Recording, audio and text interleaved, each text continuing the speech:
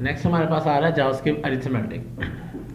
Arithmetic computing computer science के अंदर in start में ही आपको अरिथमेटिक एंड लॉजिकल यूनिट्स के टॉपिक से वैल्यूज पढ़ाई जाती हैं बार बार, जिनके अंदर हमारे पास कंप्यूटर का एक जो स्पेसिफिक ब्रेन है, प्रोसेसर जो है वो इन टास्क को एक स्पेसिफिकली इस्तेमाल करता है, जिसमें हमारे पास प्लस माइनस मल्टीप्लिकेशन एक्सपोनेंटेशन, ये हमारे पास ES 2016 में आया है, वरना पहले ये नहीं था।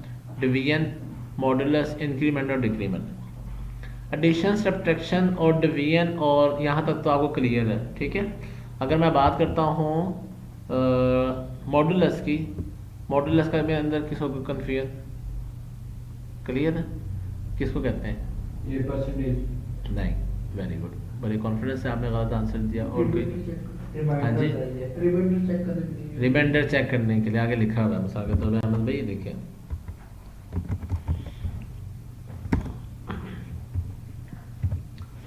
कई दफ़ा हमें इवन ओड का प्रोग्राम के लिए ना एक लॉजिक लगानी पड़ती है कि जब 0 बचे या 1 बचे, 2 से किसी को भी डिवाइड करेंगे तो आंसर में क्या आएगा? अगर वो इवन और ओड का पता लग जाएगा। कैसे? अगर मैं 2 को 50 से डिवाइड करता हूँ, 50 को डिवाइड करता हूँ 2 से, तो मेरे पास आंसर क्या आएगा? 25 आएगा।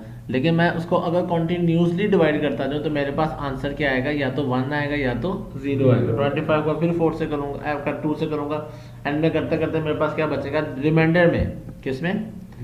ये हमारे पास इस तरह से इस्तेमाल भी होते थे, ये कुछ इस तरह से हम बचपन में बनाते भी थे। लाइक अगर मैं यहाँ लिखता हूँ कुछ, आई थिंक लिखा जा रहा है 33 को मैं डिवाइड कर दिया 2 से, तो इसका आंसर क्या आएगा? कहाँ तक जाएगा ये? 32 तक जाएगा, और हमारे पास आंसर क्या बचेगा? 1। जो ये एरिया होता है ना हमारे पास, ये असल में क्या कहला रहा होता है? ये जो 1 है ये रिमाइंडर कहलाता है। ठीक है, तो 2 डिवाइडेड बाय 33 करेंगे तो आपका आंसर, यहाँ पर आंसर क्या आएगा? 16। Very good. लेकिन हमारा रिमाइंडर क्या आएगा? 1 आएगा। अब आपको क्लियर हो गया? रिमाइंडर इसलिए मॉडुलस इसलिए इस्तेमाल करते हैं जब आपने किसी का रिमाइंडर जानना हो। इंक्रीमेंट करने से उस चीज़ में एक चीज़ ऐड हो जाएगी, डिक्रीमेंट करने से उसमें क्या हो जाएगा? माइनस हो जाएगा, बिल्कुल। और एक्सपोनेंशियल इसको हम आगे जाके देखेंगे, बाकी तो क्लियर है ना? बस इसके नीचे प्रोग्राम है, इनको आप प्रैक्टिस कीजिएगा आप सारे। असाइनमेंट्स, असाइनमेंट में हमारे पास एक असाइनमेंट ऑपरेटर इस्तेमाल होता है। असल में एक नहीं बल्कि एक से मैंने 7 से 8 बना लिए। सबसे पहले इक्वल में हमारे पास है जावास्क्रिप्ट का असाइनमेंट ऑपरेटर। डिफरेंट लैंग्वेजेस के अंदर हमारे पास, अगर हम बात करते हैं जावा की, तो उसके अंदर हमारे पास डबल इक्वल इस्तेमाल हो रहा होता है। ऐसे है? नहीं, सिंगल इक्वल इस्तेमाल होता है असाइनमेंट के लिए। डबल इक्वल जो है वो हमारे पास कौन से ऑपरेटर के लिए इस्तेमाल होता है? जब हमने क्वेश्चन पूछना हो। बात समझ आ रही है ना? जो डबल इक्वल है वो क्वेश्चन के लिए इस्तेमाल होता है, जो सिंगल इक्वल है वो आंसर के लिए इस्तेमाल होता है। ए इक्वल टू 10 का मतलब है ए के अंदर 10 को क्या कर दो? असाइन कर दो, असाइन कर दो, उसमें ऐड कर दो। बिल्कुल। अब उसकी वैल्यू जो भी थी, ऐड नहीं हुआ, सॉरी, ऐड अगर होता तो ए की वैल्यू अगर 5 होती तो ए इक्वल 10 करने से ए की वैल्यू 15 हो जाए। ऐड नहीं करता, ये क्या करता है? उसकी वैल्यू असाइन, जो भी था खत्म करके उसकी वैल्यू अब 10 कर देगा according to rule of variable. दूसरा हमारे पास आता है ए डबल इक्वल 10 का मतलब है कि क्या, ये क्वेश्चन होता है। ये क्या होता है? क्या ए 10 के बराबर है या नहीं है? बात समझ आ रही? Okay, I think so. Okay, you good think so. अच्छा, इसमें हमारे पास यहाँ पर आ रहा है plus is equal to, minus is equal to, multiply is equal to, divide is equal to, modulus is equal to, exponent equal to. इनकी डिटेल में ना जाएं आप अभी आप सिंपल देखें। प्लस इज इक्वल टू का मतलब ये होगा कि ये वो होगा कि ऐड कर दो, कि पहले जो है वो भी इसमें रखो और जो नई वैल्यू है वो भी इसमें क्या कर दो, कि इसके इक्वल होगा। X is equal to X plus Y, ठीक है, Y is equal to Y minus Y, यानी कि एक्स के अंदर जो भी वैल्यू है उसमें से एक्स को, उसमें से जो वाई की वैल्यू आ रही है माइनस करके जो वैल्यू बचे वो इसमें इसको असाइन कर दो। बात समझ आ गई? क्लियर क्लास इनकी? और इनको भी आप रहने दें, इनकी डिटेलिंग में आप जाएंगे तो आप अभी कंफ्यूज होंगे। यहाँ तक क्लियर है? आगे हमारे पास आती हैं डाटा टाइप्स। डाटा टाइप्स में हमारे पास आ रही हैं जावास्क्रिप्ट की जो बेसिक डाटा टाइप्स आ रही हैं, स्ट्रिंग, और अगर हम नोट करें तो नॉर्मल हमारे पास यही चल रही है, स्ट्रिंग इंटीजर होता है, ये नंबर आ रहा है, big int Boolean, big int आपके लिए न्यू वर्ड होगा, बूलियन एक नया चलता है डेट, वो भी ओके ये आता है, मैं बताता हूँ आपको। अनडिफाइंड, नल, सिंबल, ऑब्जेक्ट, ये हमारे पास 8 किस्म के जावास्क्रिप्ट के डाटा टाइप्स हैं। और ऑब्जेक्ट डाटा टाइप हमारे पास है ऑब्जेक्ट, अरे और अडेट। बिल्कुल, इनकी डिटेल में अगर हम जाते हैं, सबसे पहले बात करते हैं किसकी, डेट की है। लेंथ से उसने वैल्यू दे दी, हेट वैल्यू, वेट की वैल्यू दे दी। अच्छा ये पर्सन का, अच्छा सबकी उसने एग्जांपल दी है, ठीक है। ये उसने नंबर के वेरिएबल बना लिए, ये उसने स्ट्रिंग्स के वेरिएबल बना लिए। बूलियन में या तो ट्रू होता है या तो फॉल होता है, नंबर में या तो पॉइंट्स वाली वैल्यू है या विदाउट अ पॉइंट। स्ट्रिंग हमारे पास नॉर्मल स्ट्रिंग आ जाती है। ऑब्जेक्ट में हम उसको ऐसे कर्ली ब्रैकेट्स के साथ अंदर की वैल्यू में वैल्यू देते हैं, तो वो हमारे पास क्या बन जाता है, जावास्क्रिप्ट का ऑब्जेक्ट बन जाता है। क्या बन जाता है, बात समझ लगी। कर्ली ब्रैकेट में की वैल्यू पेयर में वैल्यू देंगे, ऑब्जेक्ट बन जाएगा। और अगर स्क्वायर ब्रैकेट में वैल्यू देंगे तो वो हमारे पास अरे बन जाएगी। अरे के अंदर की वैल्यू नहीं होगी, सिंपल वैल्यू होगी।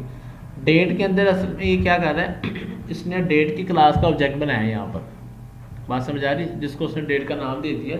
अब इस तरह से जिस तरह जावास्क्रिप्ट के अंदर अपग्रेडेशन आती जा रही है, ये लाइब्रेरीज को उसके अंदर इंपोर्ट करते जा रहे हैं। क्लियर।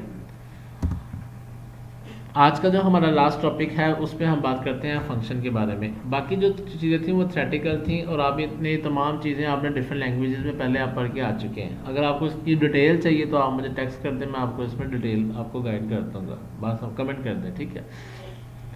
लेकिन कुछ चीज़ें जो डिटेल में समझाने वाली हैं वो मैं आपको डिटेल में ही लेके चलूँगा। कुछ चीज़ें जिनका आपको बस नॉलेज होना चाहिए, या WC स्कूल से आप खुद उनकी प्रैक्टिस कर सकते हैं, तो आप उनकी वैसे प्रैक्टिस करते जाएँ, ठीक है।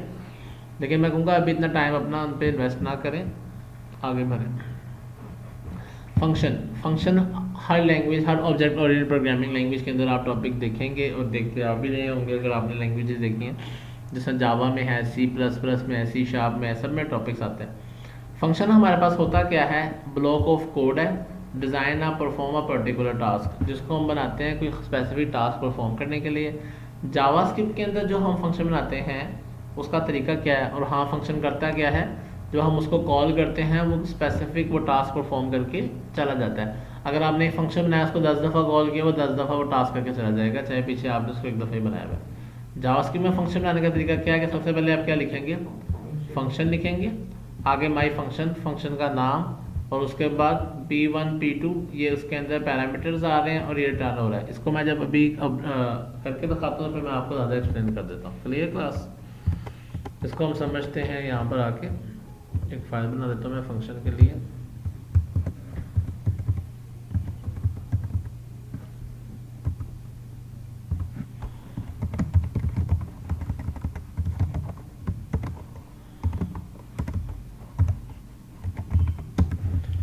अच्छा क्लास, कि मैंने HTML की एक फाइल ले ली,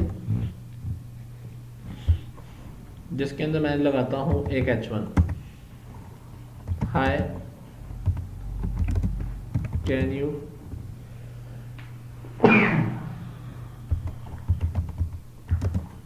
चेक इट। अच्छा क्या चेक करने हैं हमने इसमें, हम इसके अंदर फंक्शन की एक प्रैक्टिस करते हैं। मैंने स्क्रिप्ट लगाई, ठीक है। स्क्रिप्ट के अंदर मैंने क्या लिखा, फंक्शन। फंक्शन बनाने के लिए सबसे पहले आपने कौन सा कीवर्ड यूज़ करना है, फंक्शन। उसके बाद फंक्शन का जो भी नाम रखना लाएगा आपने कहना है change colour, okay. Change colour के नाम से मैंने एक फंक्शन बना दिया क्लास, ठीक है। जिसके अंदर मैं लिखता हूँ document dot gate element by ID, और ID मैं दे देता हूँ उसी तरह से ABC, और ये ID मैं ऊपर उसको मेंशन भी कर देता हूँ ABC, ओके। डॉट